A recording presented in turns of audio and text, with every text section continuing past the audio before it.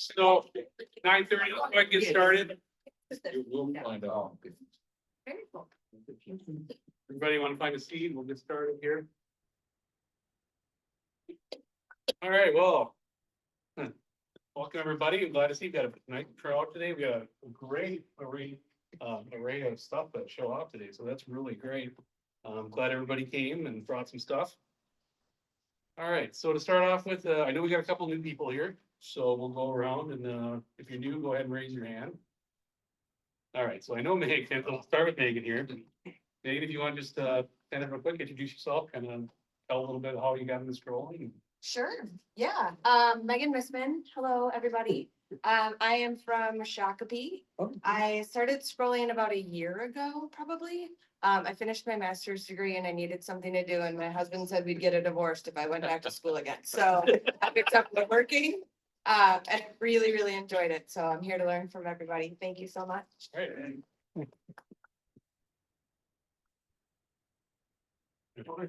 Yep, so I was gonna say, I actually met Megan, she had her scroll saw for sale on Marketplace. Mhm. And it was broken, it had a broken piece on it, and I reached out to her and said. Do you want some help fixing that? I can fix that for you. And she was really happy, came up, I put a new part on her software and she ended up keeping her saw rather than selling it. And then, of course, I told her about NorthStar scrollers and here she is, so you never know how you're gonna find people for the club. That's great. All right, so who else we have, Katie? My name's Leo Melky, and I've been kind of a woodworker all my life. My dad was the same, and I kind of took up in his footsteps. And after I retired, I worked for Habitat for Humanity for about 20 years and got a little more practice of driving nails. And finally decided I'd give a try at some other things like wood carving, and I've got a couple figures here. And I've seen so many nice things that have been made on that scroll saw. My dad had one, and I has sat in my garage for about 20 years, and I haven't used it a great deal. And I thought maybe I'm 88, so I probably shouldn't wait. I'm a bicycle also. I know we had a couple others, yeah, go ahead. My name's Mark here and I live up in Champlin. I've been woodworking about 50 years. My older brother was in construction, and a friend of his workshop had a scroll saw. That's how I got introduced to the scroll saw, and then I ended up buying one and been using it ever since. Perfect, we'll go ahead. One more back here, yep. Yeah, so I'm Sheila Specker, this is my husband, Steve, and this is my first, effort. All right. I got it. And then we have two scroll saws that are from rummage sales, garage sales, and so I've always been fascinated, and I retired 2 months ago, so now this is my start. There you go. So, absolutely nothing wrong with new saws, though, most people here know, I buy and repair saws, and every saw, I've ever owned has been used. I've never owned a new saw. So there's nothing wrong with used saws, and as long as it's a good quality saw, they are totally repairable. And I was gonna mention this later, but, if you're looking for a saw, there is a ton of them on Marketplace right now. Yeah. I don't know why, and there's a couple of good ones. There's a Seiko up near Brainerd, which I might have to go get, but we'll see. But I don't know, it's a 2 hour round trip, so we'll see. All right, okay. Oh, then I just want to think here, if you have a new address for anyone, email or phone number, please let the treasurer know, so Tom over there, so we can get our roster information up to date. And then if you need a name tag, Katie is your person for name tag. Paul Severson. Is Paul Severson here today? He's right behind you there, Katie. In the blue shirt. We have one for Paul. If you need a name tag, just talk to Katie, she'll get you one. Oh, Steve isn't here. Is Steve here? No. No, Steve's not here. Okay. Oh, I think he said he wasn't gonna be this, so we won't have a secretary report unless he gave it to somebody else. Oh, he said, I talked to him. He said he didn't have anything new to add. Okay, Everything's good. all right, we'll go with that. Yep. All right, let's do the treasurer's report. Tom, you have the different report? Beginning balance of September 1 was $4,460.85. We made a deposit of $30, which is membership. Expenses for the month, $609.69. $360 that was for our rental space for this coming year for St. Luke's. $25 for State Fair winner Clint last. Okay. Non-board, for $50.36 reimbursement for State Fair ribbons and frames. And Katie, the reimbursement for $174.33 for the consumer. Bringing us a balance of October 1 of $38.81.60. Thank you, Tom. All right, so then we'll go over updates here. So now next weekend is the Woodworkers Guild Expo at the State Fairgrounds. That goes from 9 to 4. As of now, I think we've got enough volunteers, which is fine, but if you want to come by, feel free to stop by, or if you want to. What date is that again? Next Saturday, 10/11. 10/11. Yep, October 11th from 9 to 4. Let's see, Roger, you're bringing a saw, and Yeah. Jeff is bringing, you guys are both bringing saws. We're good there. For anyone who volunteered, if you could bring some stuff to display, that's really helpful. It gets people talking. Doesn't matter what it is, how simple, how elaborate, whatever you want to bring. We really appreciate it. I'll bring a bunch of stuff. I know Roger will bring stuff, Jeff will bring stuff. But the more variety we have, the better. Like I tend to do fretwork, same with Jeff. Roger's more fretwork. If we have to do, like, you bring some intarsia, I got a couple of small intarsia pieces I'll bring. But if you want to bring intarsia, I don't recommend bringing, Clinton's huge. Picture maybe not be, but keep in mind that this is an open table and people are pretty respectful, but I wouldn't bring anything super delicate because there's always a chance it could get knocked over. Most of our stuff is pretty rigid, but like, for example, like I wouldn't bring this beautiful stagecoach. Yeah. I just wouldn't trust someone to accidentally knock it over. So just keep that in mind. Okay, all right. And then, TLC Toys report, Roger. Let's see, we took in 100 cars last year or last month. We're up at 1,431. And paintables, we took in 253. And for the year, we've got 1,504. So, Good. And if you need wood for TLC Toys, and make cutouts for our new members that aren't aware, we worked with a organization called TLC Toys, where we cut out wood, cars and animals and homes, and all kinds of stuff. And then they take them and they clean them up, and then they distribute them to, nursing homes and assisted care living for paintables, also to other children's charities. But what it is that if you need wood, Dr. Rocker, he'll give you the wooden patterns. And all we do is we ask that you return at least a good portion of it back to us as cutouts that Roger will then take to TLC Toys. right now, the big thing that they need are the gnomes for Christmas. And they're real simple to cut out, but all the wood is there, it's all free. Yep. And So, the patterns are right back there. Right? and we've got patterns also There you back go. there. Tim's got a gnome back there. Yeah. That's what they look like. Are they made with the 1/4? Yeah. Okay. They're very cute Yeah, Oh. from far. look behind you. He's got one there. Yeah. I just can't. Show it, Hold it up again there, Tim. There you go, Tiffany. Now look like. That's what they look like. Okay. but I have to talk to you, Roger, about. But probably the next one after Christmas, we're gonna do Easter. He wanted to do one for St. Patrick's Day and all this other stuff, and I said, that's too much. Yeah. Let's keep with the major holidays. Yeah, and as far as the TLC toys, if you wanna make one, that's great. If you wanna make 1,000, we'll take it. We'll take whatever you're willing to do. Please.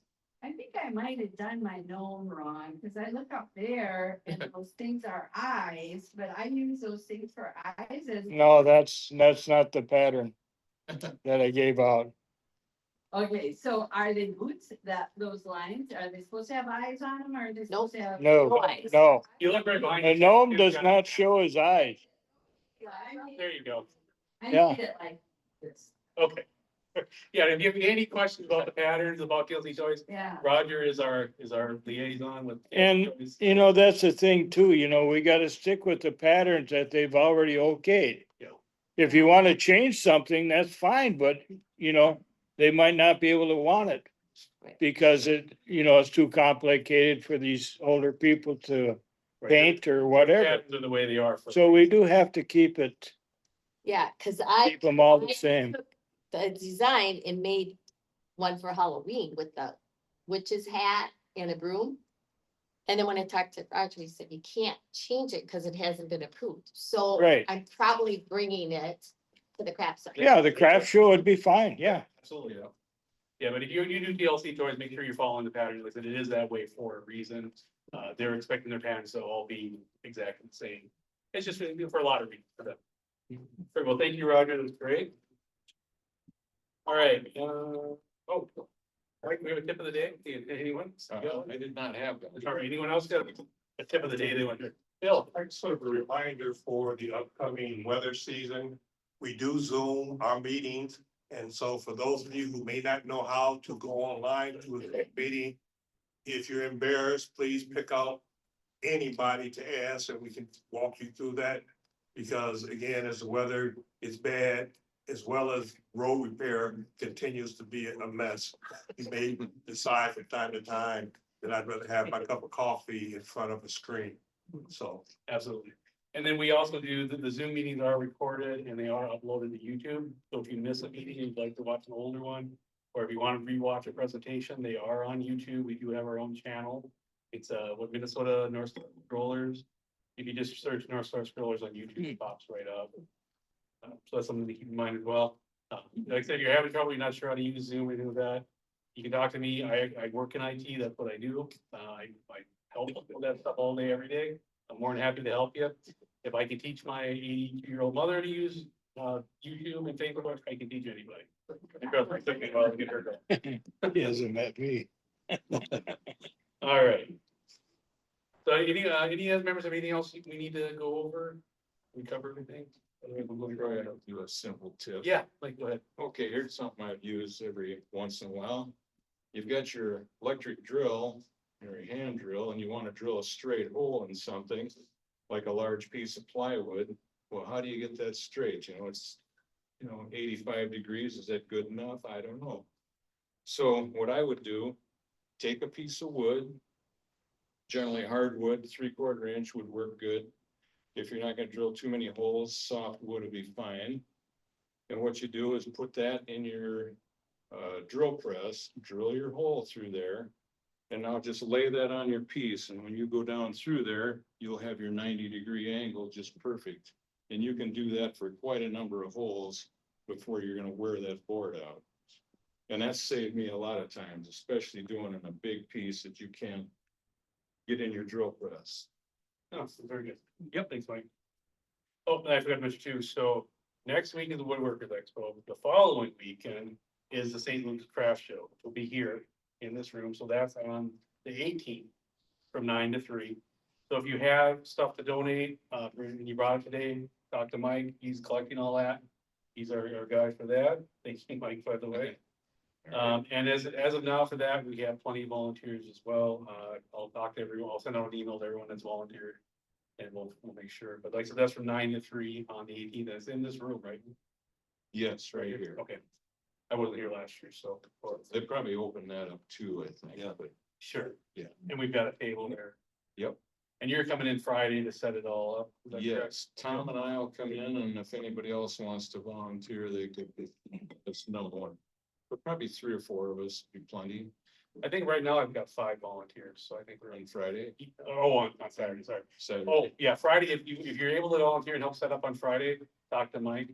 You need a couple people? Yeah, if you want to help, that'd be great. I don't think it'll take too much. Okay. Troy, Yeah, you might wanna mention too where the stuff goes that's left over. oh, yeah, thank you.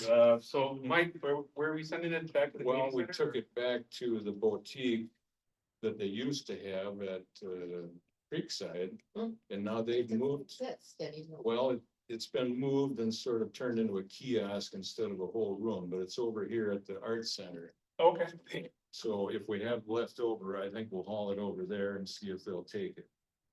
And they can sell it, and we just donate it to them. Right. Yeah. Perfect.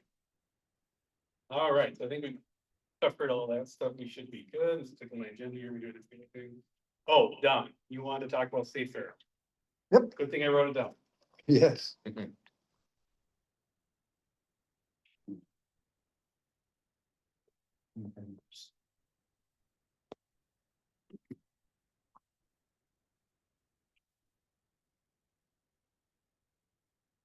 So we have two winners that are here present to get their award. Mark Huber would come up.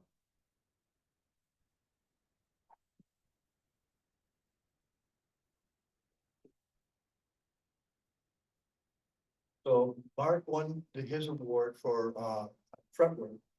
You want to hold your piece of work up, and this is the ribbon off the ribbon we give away to him. And he won for his prep work. So if you want to put that down for a second, and there we go. Here's your check and your pack. And this, you have our membership here for membership in the club until 2027. Yay. You want to explain how you went about making this? Okay, well, it come about. I had a friend from work. Her sister was having a baby and she wanted to know if I could make a cross. So I said, well, what kind of cross? And she had no idea. So then I started looking through woodworking catalogs and magazines. And I found this one in a company called Scroller. And so I showed it to her and she said, that'd be perfect. So then I went ahead and I made, actually I stack cut them, so I made, cut out the words, two, so I kept one. And she got the other one and she took it to her sister who lives in Canton. And then when, after she presented it, she came back and was talking to me and she said, she must really like that because she started to cry when she, so, you know, you got a good one when you. So it came about. It's just.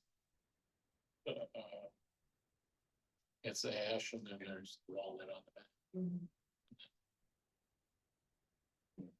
I put the anchor, the rubber bumper, so it sits flat against the wall. Nice.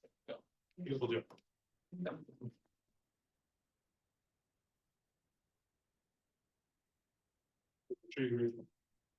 And our next winner was for overall craftsmanship and artistry is Kurt Bergman. And this is what this is the piece that he made. So here's your check and your membership and your certificate.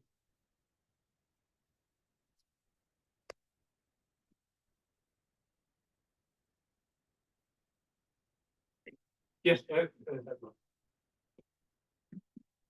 Well, first of all, thank you for the ribbon. I forgot who was buying. I took it off. I still know this up in his name at home, so I thank you again for that. This is my third time here. 3 of the last 4 projects I've always done amusement park type things. I did a working Ferris wheel, a carousel horse, and last year or 2 years ago, I had a working carousel. So this year I tried to do something a little bit different, a little bit actually more challenging in some ways. And I did it all on my scroll saw with the exception of the rims on the wheel. I made the spokes on the scroll saw and inserted them from the back. I always try to make things a little bit more difficult, like the plans say. For example, all the trim work, including the scalloped trims on the top. The plans always had it like in 4 parts that you glue together and stuff like that. And I'm just not happy with seams and stuff, so I have to make several of each before I can get that whole thing done without it breaking on me, you know, stuff like that. But I think that does add to the final appearance. I got several different types of wood. The carriage itself is a Duke. And then I've got yellow heart trims and crowns. I got walnut on the frames, the seating. The horses are, Wengie, Wingate. Wingate wood, which I'm not sure that I would work with it again. I made 9 horses to get 6 of them. Yeah, I used it and I had a problem that I have an allergic reaction to it. And I found out there's actually, it contains some of the same compounds that are in poison ivy. So some people have a reaction. I use it for a little product, I'll never use it again. I'm glad you brought that up because I also do lathe work. And 2 weeks ago, I was having, man, it's just, my body was itching, right? Well, it went away, and I'm trying to think what was going on, right? It's a different soap or whatever. Well, last night, I was making a bowl on my lathe, and in the middle of the night, same thing. And today, as I'm standing here, I'm seeing it. Brazilian rosewood. Yeah. Cause I thought, what did I do 2 weeks ago and last night? And it's the last. Some woods will affect you. So anyway, that Wenge, man, if you just look at it wrong, it breaks. Extremely hard.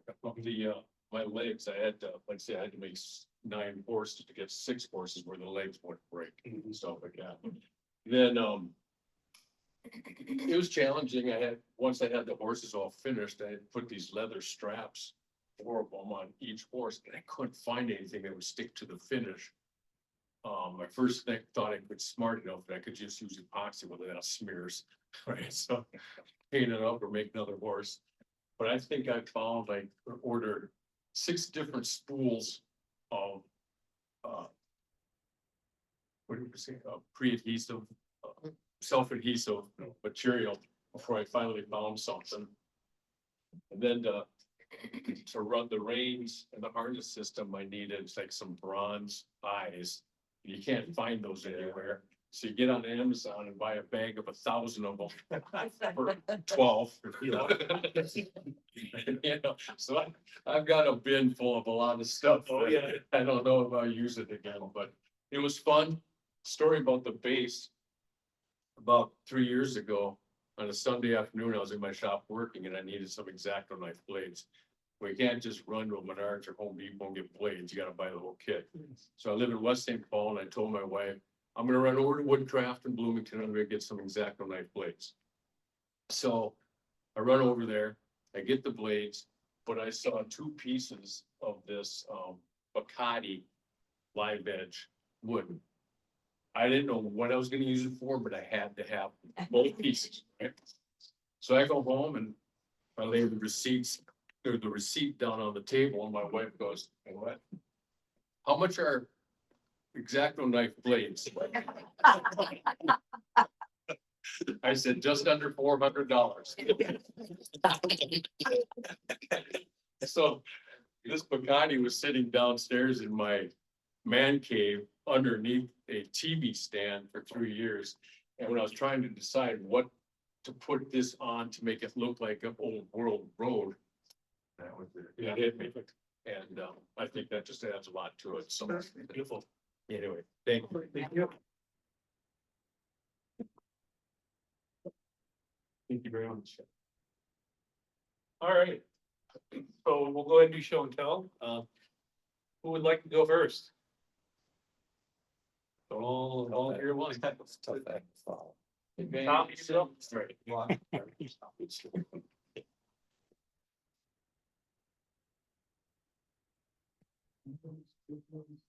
This was a secret of Gary Geisen. Like that. I remember it like, I don't know, a year or 2 ago, so yeah, a whole bunch of it. And I've been wondering what to do with it, and I happened to come across this pattern, Swede, it gives me a couple old magazines. A stroll saw, and this was one that was in there, so. I did, that's what I did. Yep. If I mentioned it's deep with stuff. And the grandkids happened to be at home when I was looking at the magazine and they said, oh, crap, I make these, so I've been making these for grandkids.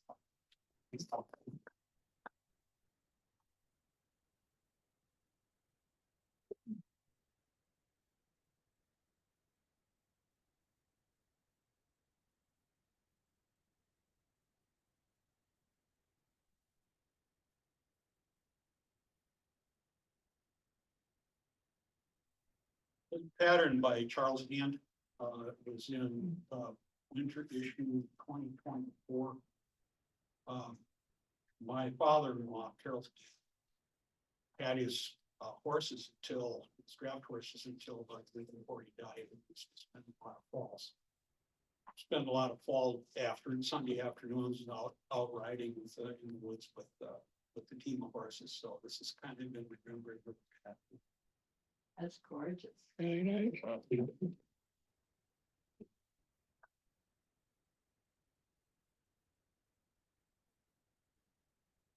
All right, who'd like to go next?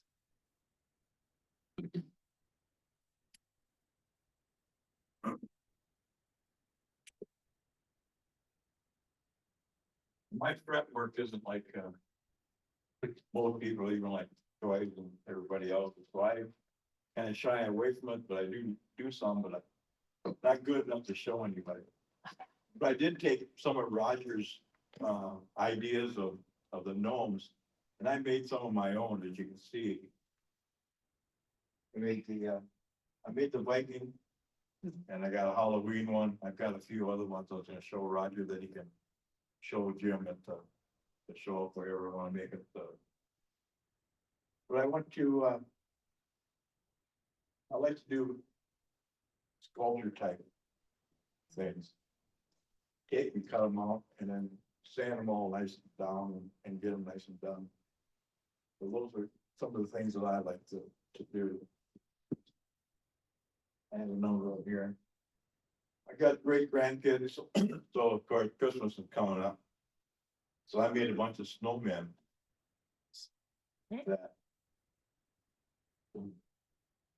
That will, that they can set out, so. They're gonna get, Christmas time, they're gonna get through these, Christmas things, Cool. so. That's some of my stuff that I do. Of course, everybody knows of that, so. Beautiful job, thank you. All right.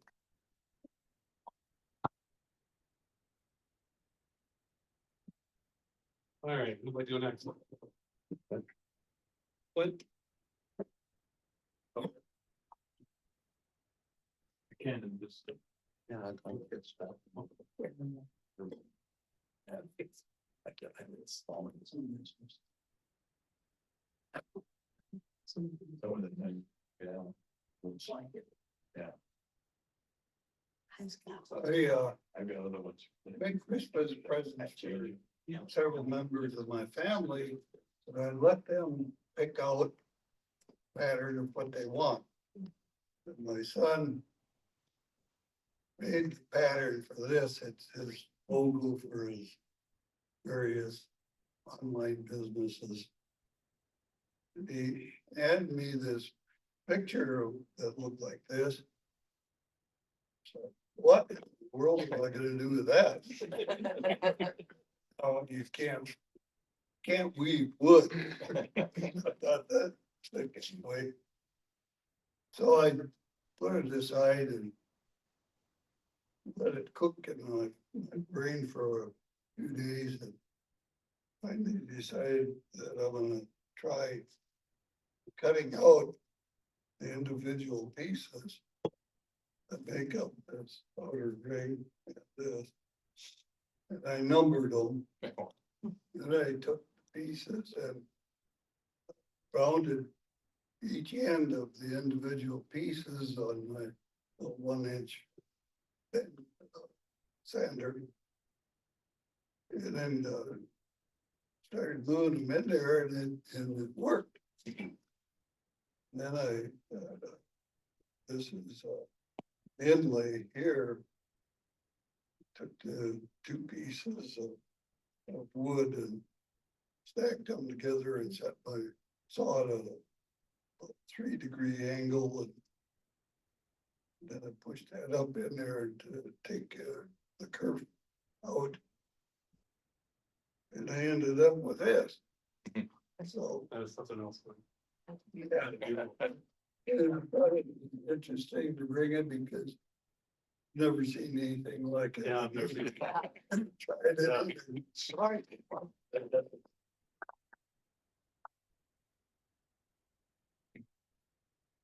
I wasn't prepared to do this. That's okay. I previously was a wood truck and, I have, a whole touch cabinet that is loaded with carvings of this nature. And, I got to the point where I kind of had enough of this, and so I was sort of looking for something else to try. And along the way, I got a little bird. And, I kind of wondered how the heck the guy made it.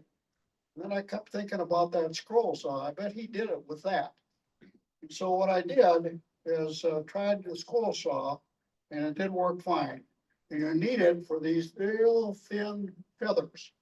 And of course, this originally was a piece of 3/4 inch lumber. And so you slice all these feathers and the tail feathers, and then you soak it in the joint right here a little bit with water for about a half hour. And then you spread them out and, you got yourself a bird.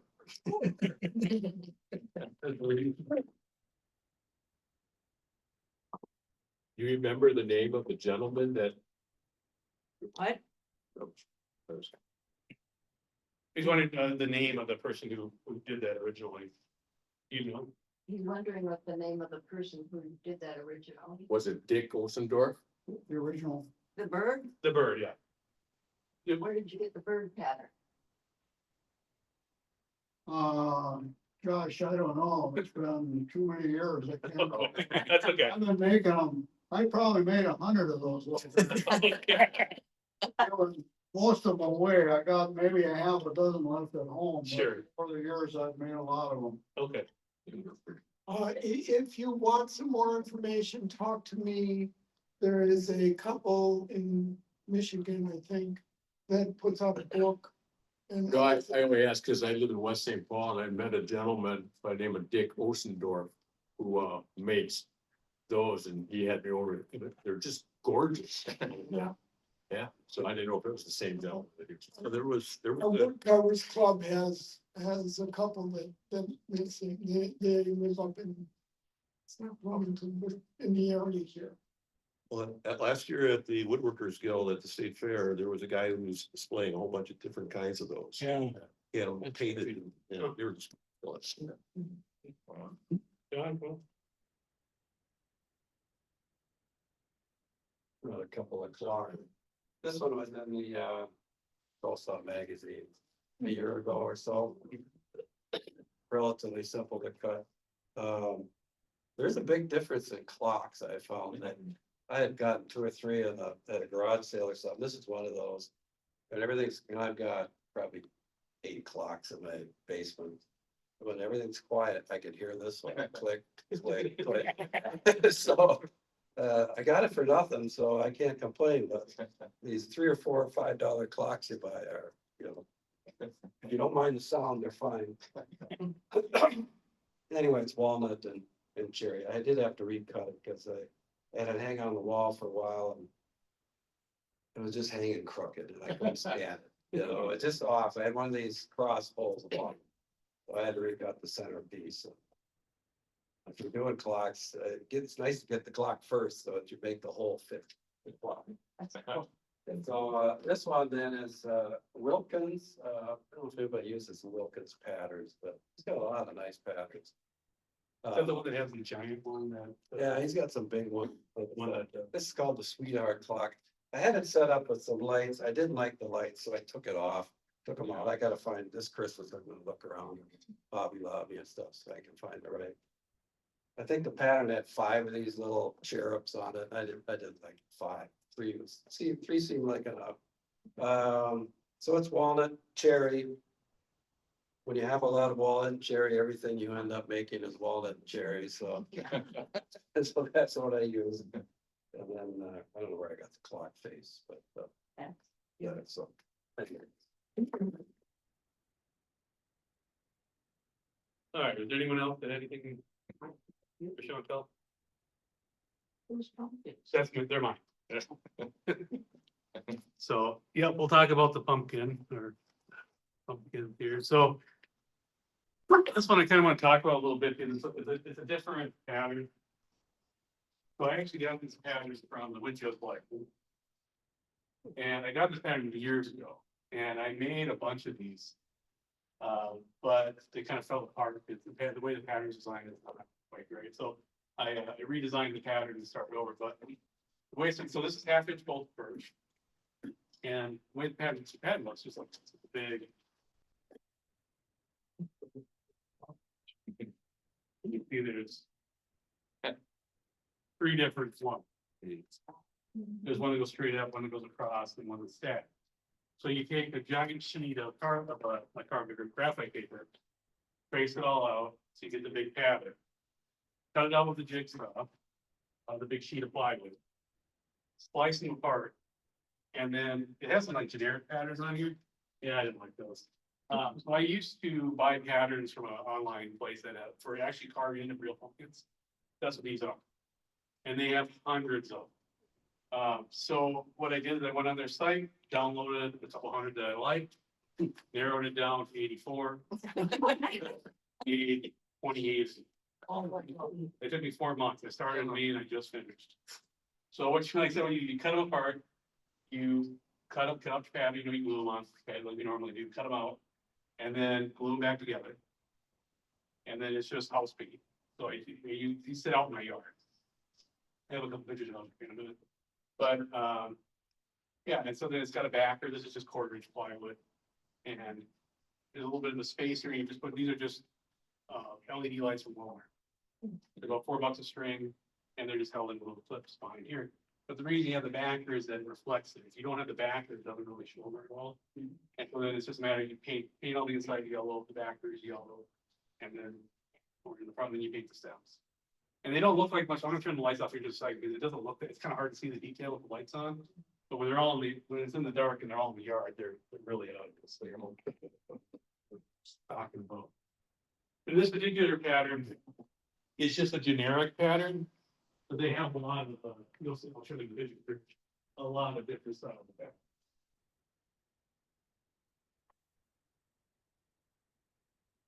Oh, cool. Yeah, see, at night they look a lot different.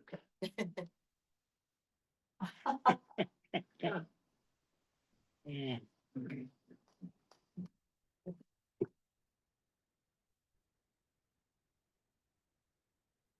So we'll go ahead and take a break here, and what I'll do here, I'll show those pictures. Wait, we got to hear how Roger did that. Oh, the Christmas tree, I'm sorry, I missed your Christmas tree. Oh, Come on, talk about your Christmas tree. You're not gonna get away that easy. yeah, I guess. I'm sorry, Roger, I missed it.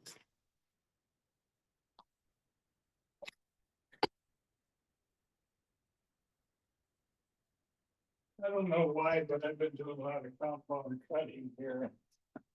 And this is a pattern and I found, that's kind of cute. Little, Christmas tree, and then I've also got one that's a snowman as well. But it's just kind of fun to cut. And it's, I've done a lot of reindeer, stuff like that, and, it's just fun to cut them out. The question is, somebody said that when they do the compound, they don't get the final piece of wood that it fits back into. Well, everything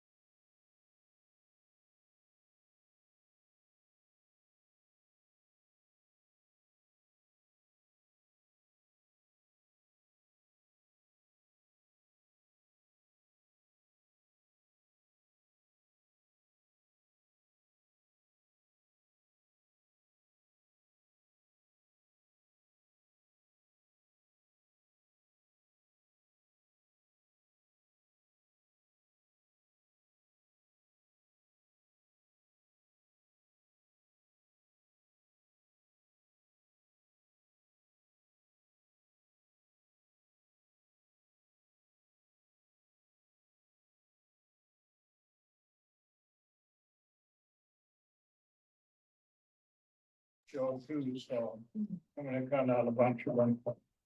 So we have a tree that Tim cut out, compound, but it looks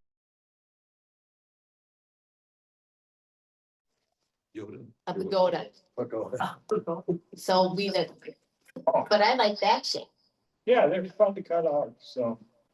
I didn't really bring the pattern, but I mean, I can bring them at the state fair one and also at our next meeting and the craft show, if anybody wants the pattern. So one of our upcoming topics is going to be in 3D cutting. And I'm gonna ask Roger to be the mentor to help us. There you go. So we're gonna start with a video, but then we can have this conversation. So maybe by the end of it, all of us will get enough courage to break a few blades and Yeah, cast some. it's fun to do, you know, it's, you know, you gotta figure out too, what blade you wanna use. You know, whether it's a number 5 or a number 3, it depends on what you're cutting, how sharp a turn you have. You want to use to cut the thicker material too. Yeah, That makes a big difference. Yep. yeah, this piece here that comes, that's that clear pine that comes out of New Zealand. It's a little harder wood pine than what ours is. And it holds up real well. Where regular pine, you can actually see the grains, it kind of looks nice. But they can't anyway, so. Hey, Roger, when I do that, it seems like the piece wants, once you cut one side off, it wants to move a little bit. Do you use the clamp to pull it together? Here's what I use packing tape usually. Well, I built a clamp where I got 2 pieces of wood and put it together.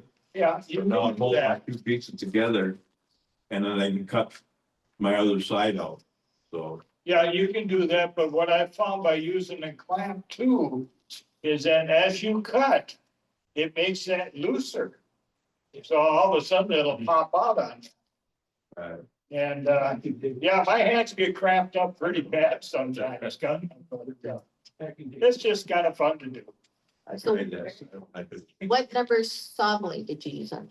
I used a 5. Use the 5. Yeah. When Did you use did a Flying the- Dutchman or did you use one? The swans, but That was a 5. that was 5 too. You, I guess, yeah, I used. Which is Flying Dutchman, same thing. Yeah. But you know, sometimes you've got to switch, like when I do reindeer. When I do the bigger ones, I use a number 5. Yeah. When I do the small ones, I drop down to a number 3. Because I gotta make sharper turns. Yep. So it's just a matter, of you gotta find out what works best for you. It's, Nobody does the same thing, No. that way every time. and when you get a dull blade, you gotta take it out and put a new one in. Exactly. You know, you can't do it with a dull blade. Thanks. Well, thank you, Joe, but this is what my front yard looks like during the day. This is where you see all the pumpkins are there. And this is a series, so we'll be doing this as well as other things from me. Is, you know, people come up and they have these fabulous projects, and I'm just in awe of the talent that's in the room. But I'm also mystified a lot of times because it's how do you get from point A to point B, right? You know, and so all of us are here trying to get little pointers and this, that, and the other and stuff, but typically, how much time does the person spend on the average project? You know, you don't even want to keep track of the hours because the spouse will use that information against you, right? So today we're going to look at 2 videos on making wooden bowls. And people have presented the bowls as part of the show and tell. And in fact, unfortunately, Steve's not here because he's one of the individuals who's done that. But what we're going to do is take a look at these 2 clips. They're about 10 minutes long. And then have a discussion and have other people tell us, okay, so let me tell you what the video didn't tell you, or let me tell you some maybe an easier way to do some of these things. These videos have been edited, so you will get through it pretty quickly, but then we have that discussion. So hopefully you'll find it useful, and those of you who fall asleep will wake you up later. Well, then we'll start.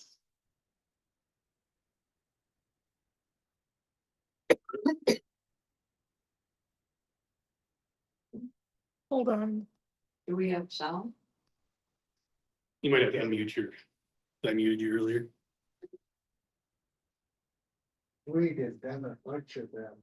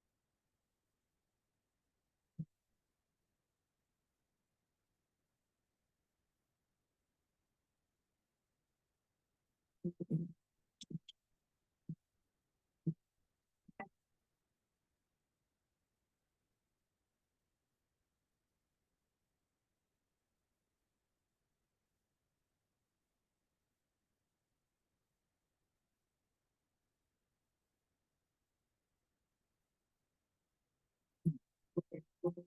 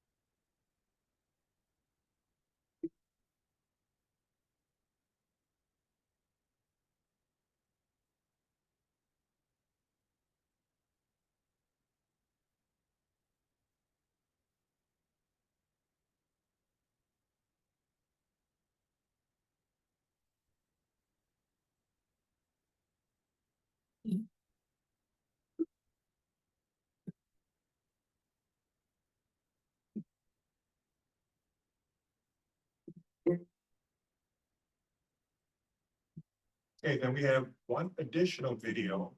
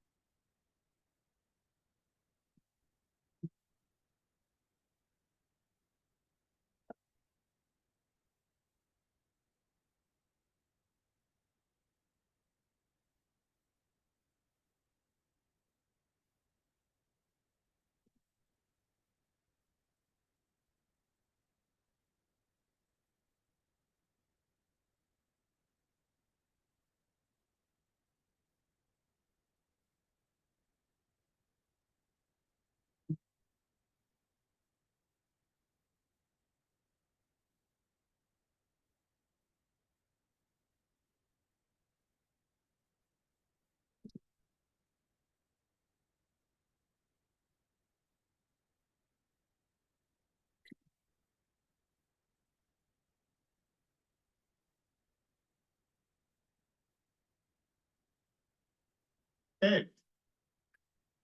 What do you think? For those of you in the audience who have made wooden bowls, now would be a wonderful time for you to share with us your wisdom in terms of how you do it differently, or things that you saw in the video that were different than you did. So as an example, one thing that I noticed, the tape being put on two different ways. One person put the template on, then the tape on top. The other one did the tape and then the template on top. So as for those who believe that lubricating the blade with the plastic of the tape, there you go. So comments, anybody, nobody, somebody. I took a bowl making class from Sweden.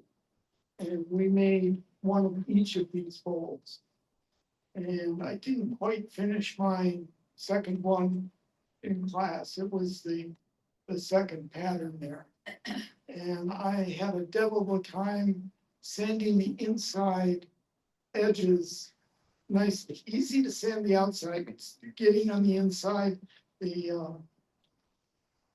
rotary sanding piece that he had worked so nice, but I didn't have one at home, so. But they were both very straightforward to do. I cut out a third one with a much, the first style, much thinner. Each of the leaves, each of the steps. And I wasn't very careful when I glued it up. And it looked okay from the top, but if you turn it over, I had a big glue smear on a couple of layers that, well, it wasn't being quite as careful. After all the cutting, it's sort of like, the glue up job sort of ruined it. So you have to be careful all the way through. I would say that'd be the biggest thing, that glue needs way too much glue. Yeah. Especially Yeah. the first one. You said you used too much glue? Use too much glue, you had a lot to clean up. And one thing you'll see, when people fail a little bit is they don't get that glue off of there. And even wiping it off with water, sometimes you just smear it across. So he looked like what he did is, you kind of let it set up a little bit, then you can go in there and pick it off. Yeah. But you gotta remember to do that, so if you use too much, it just takes longer to do. Don't let it dry slowly, because man, it's hard to pick, it's hard to Yeah. get out if you let it dry. And then, the second guy doing everything sitting, doing it in his lap. I did that once with a rotary thing and I gouged the heck out of the top of my knee. So I would say, don't do grinders on sitting in your lap. I would say that the guy could use a work table or something. Use a drill press. He had that drill and he's right by his knee and it's easy to slip because that's what I did and it was a bad idea. But other than that, I thought, looked pretty good. So everybody has a lap protector at some point. Yeah, here's a tail. Everybody would like to hold on to this. That's why they have spindle sanders and drum sanders. So, I got a book, I think it was Carol Rothman, had a book on how to make bowls, and she's got several different patterns in that book. With doing, the different kinds of wood and mix them up. And different shapes.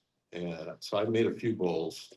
Put the tape down first, whether you use packing tape or blue painter's tape like they use, and then put your pattern on top of that. Right. It's a lot easier to get it off the wood when you're done. And when you're cutting at an angle like that, it's in the book, but it has this formula. The thickness of the wood is gonna determine the angle you're gonna cut at. And sometimes your saw may not be able to go to the angle you need, because if it's more than 30 degrees, some saws won't go past that. Mine had a problem where I got the clearance hole in the top of the table and I'm hitting the side of the clearance hole when I tipped it too far. That's another problem. And of course, you get that angle just right, you have a lot more sanding to do on the inside. Now with the round bowl, that was kind of a oval, well, it was rounded corner, a square bowl. But I have a oscillating spindle sander that I use. That's that's really works well for just a round bowl. So you would have sanded all the pieces before you glued it together? No. No, this is after you glue them together and when you've got that, you don't get perfect if you don't have the perfect angles and you won't. And if you're not very careful on your cutting, you're pushing too hard, the blade bends and you get it the wrong shape and you gotta sand that all out. And it'll sand out and you get a little thinner, the bowl will get a little thinner at those points and so there's all that stuff. You just do it before you put the bottom on. Oh, yeah, you gotta do it before you put behind. So you have to fit it over the spindle sander.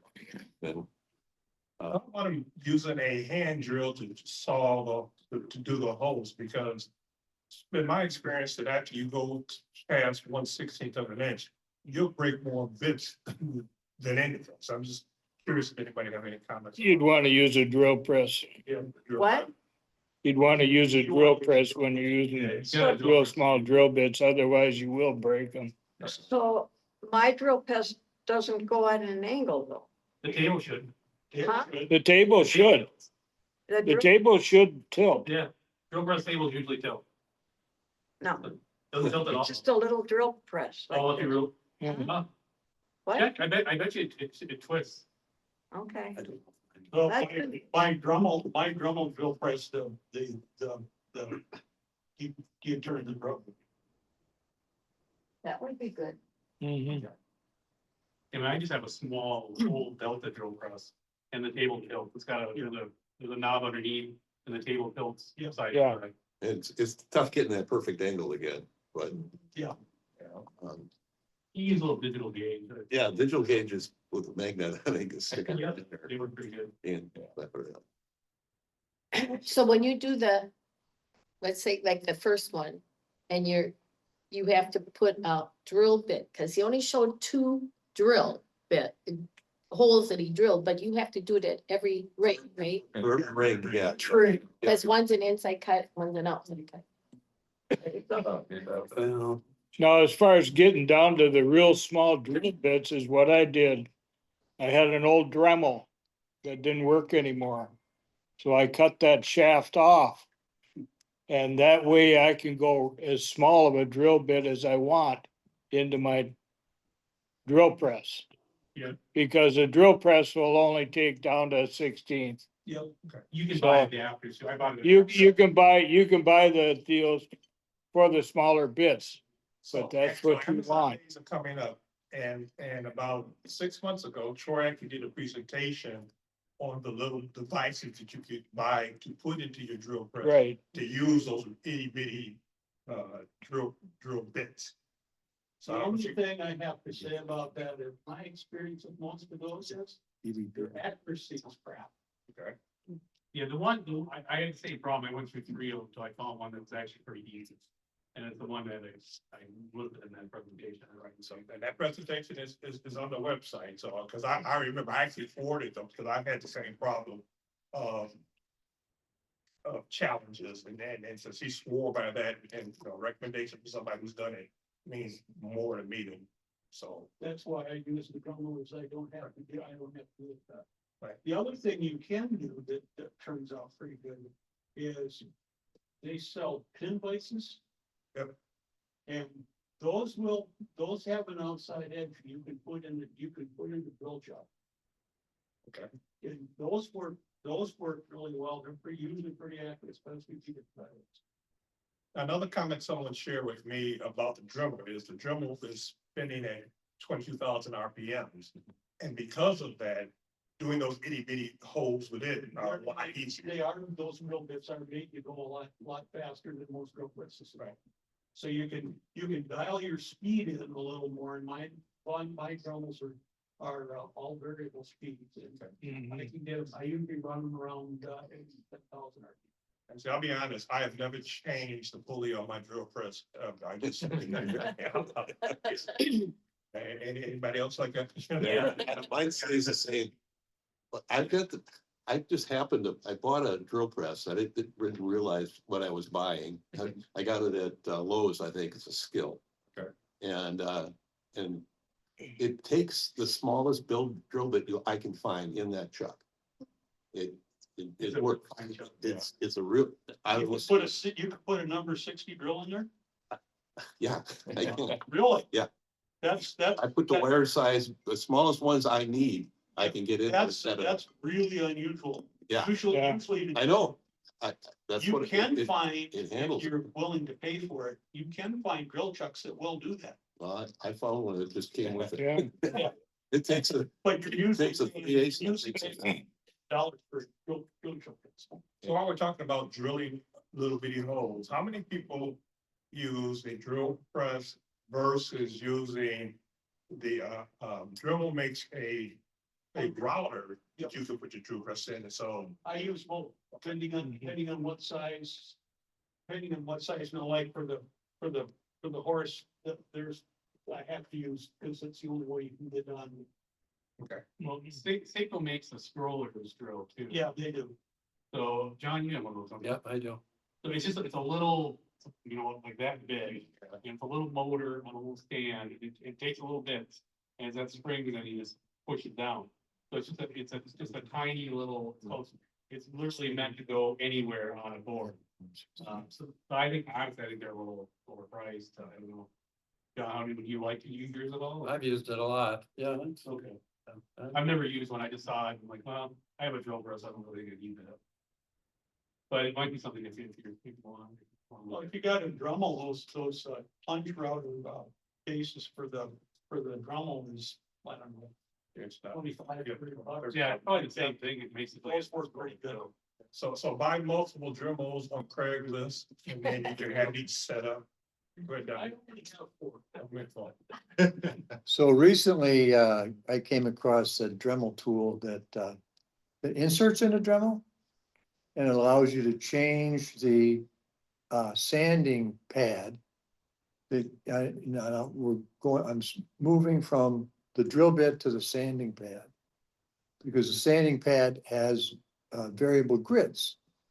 Because sometimes you need a larger size or a smaller grid. And I shared with Clinton, you pop it instead of having to, most of them, when you change on a drummed kind of thing that goes on a Dremel, it's a little, It slides on. yeah, slides on, but you had to screw it down with, tighten it out, and it would, the rubber would go out and tighten against that.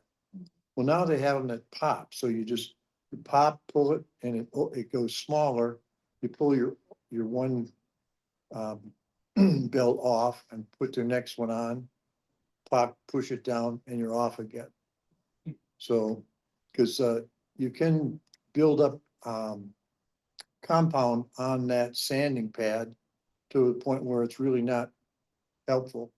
But you can just pop that off and pop a new one on, and you're off. So, Tim, is this right? I also have been doing some lapidary stuff, and I was learning how to drill holes into Right. stone to make necklaces or whatever, but unless you pay a lot of money for a little drill press that's made that way, we got the Dremel, and we have a Dremel stand, so it will go straight. But we had, because of the Dremel, the size of whatever that end piece is, we couldn't get diamond bits that fit inside the Dremel. So we went to where? Acme Tools, and we got a piece for the Dremel that allows you to put any size, You made a drill shop. any size in it. So I can get the really small, Menards and buy them for $10. yeah, it was really cheap at Acme too. All my Dremels have drill chucks on them. I don't use the columns. Oh, If it's hard to get tight enough. Well, it's not only that, but usually the drill chucks seem to be a little more accurate, a little run up in the columns. So a healthy discussion, so not so bad, huh? Anybody learn anything? I did. Going back to the putting the pattern on is what I do. On the stuff that I do, I'll put the packing tape down. Then I actually spray mount that pattern right on there. Cause some of them take quite a while to cut out and you can't have any movement whatsoever. And it just sticks versus like using the stick, Yeah, the glue stick. that the glue stick is kind of like temporary, you know, if you just gotta hurry up and get it, hold something down, that works great, but I mean, I don't want that piece to move at all. And then when I get done, all I do is peel it off and tape comes off with it. Yeah, 3M77 is the. Yeah. That's So- the gold standard. If you're gonna use glue stick, put it both on the pattern, back of the pattern and on the Yeah, or whatever you got, then it'll work. I mean, they've got their place, you know, there's Yep, no doubt yep. about that. but, So, Oh, no, I'm used to raising my hand. Are there actually, like, for the glue, are there any like attachments for the head to make it? Instead of that wood glue, the straight line? Oh, for gluing things together? Yeah, I have I have a syringe and I have a couple of squeeze bottles. And I buy needles for the end, like 16 gauge, 20 gauge needles.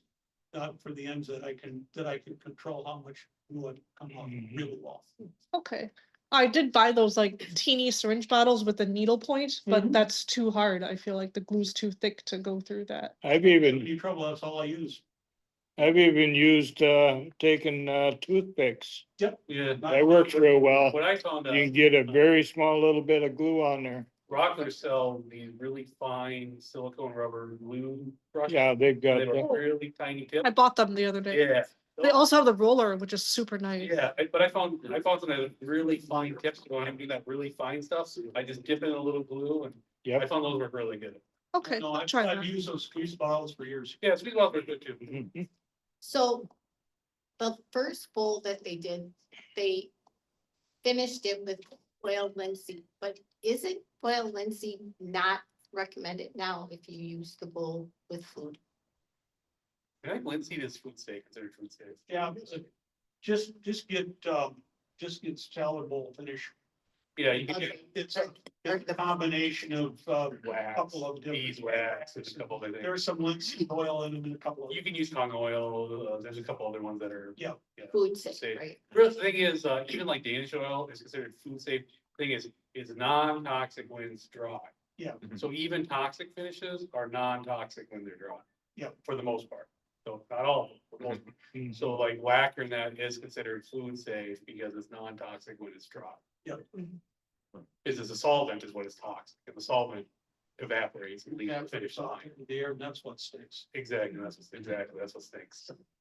I guess fully cured is the word. Yeah, fully cured, yeah. Some things take It's a fully long time to cured, get it's fully not cured. done. Yeah, like, when I, for the craft sale, I've made a bunch of those puzzles, you guys can bring them in. And I finish them with Danish oil. If you're like, well, are they safe for kids? Well, yeah, because once it's cured, Danish oil is not toxic, so if kids were to mouth it or it wouldn't hurt them any.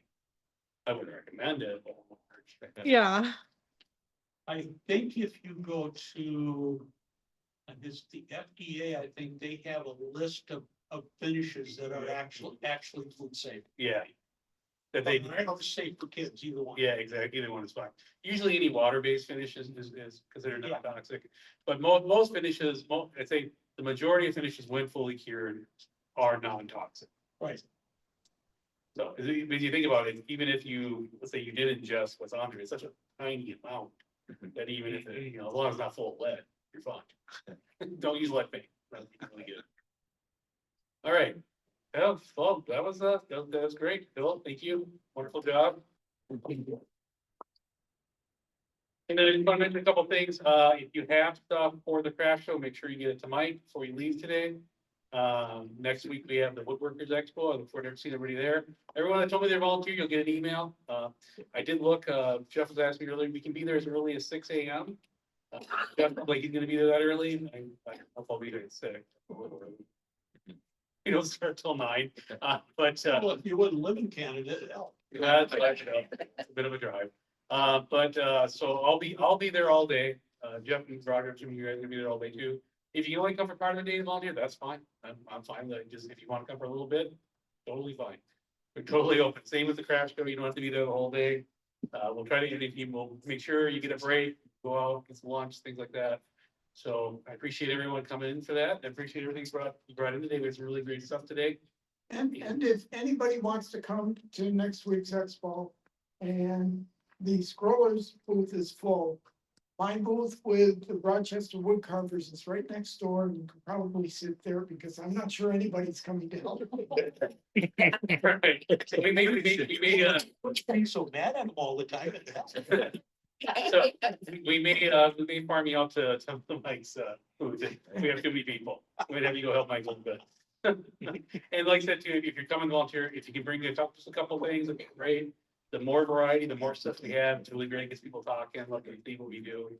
And, yeah, other than that, till next month, so motion to adjourn. Opposed? All right. Well, let's Yeah, go. Bill's got one thing.